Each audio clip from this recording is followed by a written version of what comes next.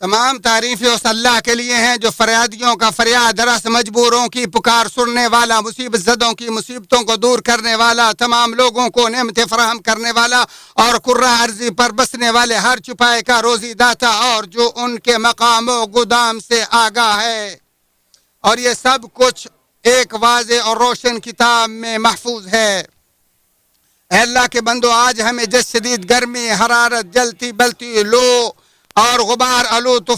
طوفانوں کی پریشانی کا سامنا ہے، یہ ایک ایسا معاملہ ہے جو ان کمزور اور بے بس لوگوں کی حالت پر غور و فکر کا باعث ہے جو اس پریشانی میں مبتلا تو ہیں مگر اس کا مقابلہ کرنے سے قاصر ہیں۔ تو تم ان کی کمزوری و بے بسی پر ترس کھاؤ، ان کی ضرورتوں کو پورا کرو، ان کو تسلی دو، ان کی مدد کرو اور ان کا مکمل خیال رکھو۔ بلا شبہ تمہارے کمزوروں کی وجہ سے ہی تمہاری مدد اور تم پر مہربانی کی جاتی ہے، لہذا ان کی تکلیفوں اور پریشانیوں کو دور کرو اور ان کے دکھوں اور غموں کو ہلکا کرو۔ فرمان نبوی ہے کہ جس نے کسی مومن کی دنیاوی پریشانی دور کی، اللہ تعالیٰ اس کی قیامت کی پریشانیوں میں سے ایک پریشانی دور کر دے گا، اور جس نے کسی تنگدست کو خوشحال کیا، اللہ تعالیٰ اسے خوشحالی دارین عطا کر دے گا، اور جس نے کسی مسلمان کی پردہ پوشی کی، اللہ تعالیٰ اس کی دنیا آخرت میں پردہ پوشی کرے گا، اور جب تک بندہ اپنے کسی مسلمان بھائی کی مدد میں رہتا ہے تب تک اللہ تعالیٰ اس کی مدد میں رہتا ہے۔ اے اللہ کے بندو، اللہ تعالیٰ کو قرض حسنہ دو، وہ تمہارے لیے اسے دگنا کر دے گا اور تمہارے گناہ بھی معاف کر دے گا۔ کون ہے وہ خوش نصیب جو اللہ تعالیٰ کو قرض حسنہ دے اور وہ اس کے لیے اسے دگنا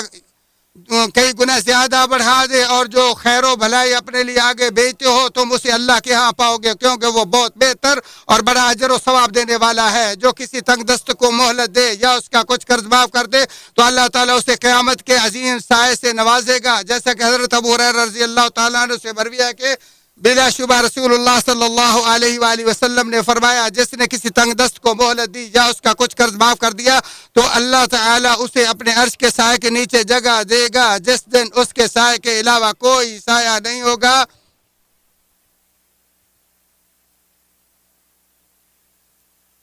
ترمذی شریف۔ اے لوگو، شدت گرمی کے باعث کسی مسلمان سے ڈھیل اور سستی قبول نہیں کی جائے گی کہ وہ عبادت و عمل سے رک جائے یا نماز با جماعت پڑھنا چھوڑ دے، بلکہ اس مشقت میں اجر و ثواب کی امید بھی بہت بڑی ہوتی ہے، کیونکہ اجر بھی اتنا ہی بڑا ہوتا ہے جتنی زیادہ تھکاوٹ و تکلیف ہو، اور جنت بھی ناگوار چیزوں سے ڈھکی ہے۔ تلخیوں اور سنگین بیماریوں کے ایام ہمیشہ امتحان، اختبار اور آزمائش کی گھڑیاں ہوتی ہیں، اور اللہ تعالیٰ نے موت و حیات کو پیدا کیا تاکہ تمہیں آزمائے کہ تم میں سے سب سے اچھے عمل والا کون ہے، سو وقت ضائع ہونے سے پہلے کوئی اچھا عمل کر لو۔ جس کا دل مسجدوں سے جڑا ہوگا اللہ تعالیٰ اسے روز قیامت عظیم سایہ عطا کرے گا،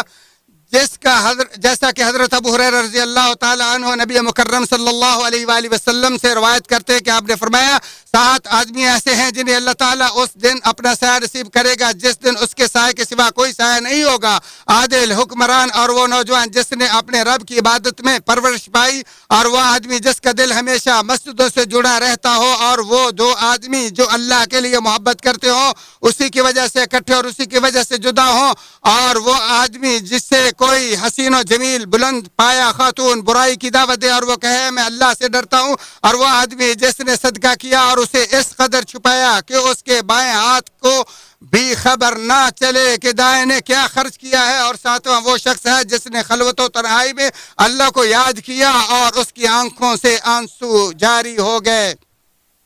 بخاری و مسلم۔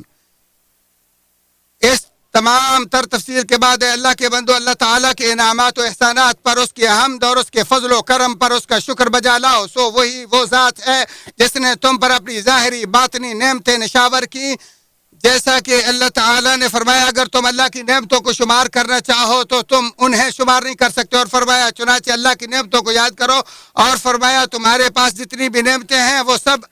اللہ کی دی ہوئی ہیں۔ بلا شبہ اللہ تعالیٰ نے تمہارے لیے پہاڑوں میں غار بنایا، اور اسی نے تمہارے لیے کرتے بنائے جو تمہیں گرمی سے بچائے، اور ایسے کرتے بھی جو لڑائی میں تمہارے کام آئے، اور اسی نے تمہیں سائے فراہم کیے، اور تمہارے لیے بجلی کی نعمت، ایئر کنڈیشننگ اور کولنگ کے آلات و ادوات مسخر کیے، سو تم ان تمام نعمتوں پر اللہ کا شکر ادا کرو اور ان کے استعمال میں اسراف و حماقت کی بجائے میانہ روی اور بچت سے کام لینا بھی اللہ تعالیٰ کے شکریہ کا حصہ ہے۔ نعمتیں ہمیشہ شکریہ سے برقرار رہتی اور نہ شکری سے چھن جاتی ہیں، جیسا کہ ارشاد باری تعالیٰ ہے، اور جب تمہارے رب نے تمہیں آگاہ کر دیا کہ اگر تم شکر کرو گے تو یقیناً میں تمہیں زیادہ دوں گا، اور اگر نہ شکری کرو گے تو بلا شبہ میرا عذاب بہت سخت ہے۔ اے اللہ تو ہمیں اپنی نعمتوں کا شکر گزار بنا دے، اے اللہ تو ہمیں اپنی نعمتوں کا شکر گزار بنا دے۔ یا اللہ تمام حمد و شکر تیرے لیے ہے۔ یا اللہ ہم آپ سے تیری نعمتوں کا شکریہ کا مطالبہ کرتے ہیں۔ اہل اسلام اور اہل اسلام کو عزت عطا فرما۔ یا اللہ اپنے توحید پرست بندوں کی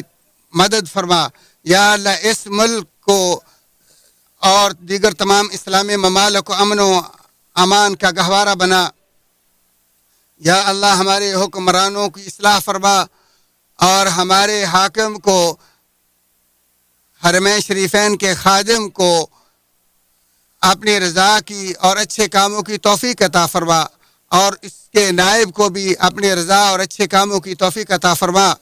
یا اللہ ہمارے بارڈروں کی حفاظت فرما اور ہماری افواج کی مدد فرما، اور اللہ ان کو صبر اور تحمل عطا فرما، ثابت قدمی نصیب فرما۔ اے قوی عزیز، اے اللہ ہمیں دنیا آخرت کی بھلائیاں عطا فرما اور عذاب قبر سے محفوظ فرما۔ اے اللہ کے بندو، اس ہستی پر صلاۃ و سلام بھیجو جس پر صلاۃ و سلام بھیجنے کا اللہ نے حکم دیا،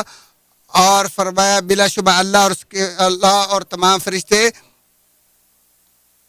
اللہ کے رسول صلی اللہ علیہ وسلم پر درود بھیجتے ہیں۔ مومنو تم بھی آپ صلی اللہ علیہ وسلم پر درود و سلام بھیجو۔ اے اللہ کے رسول محمد صلی اللہ علیہ وآلہ وسلم پر اسی طرح رحمت برکت نازل فرما جیسا تو نے ابراہیم علیہ ان کے آل اولاد پر رحمت برکت نازل فرمائی۔ اے اللہ تو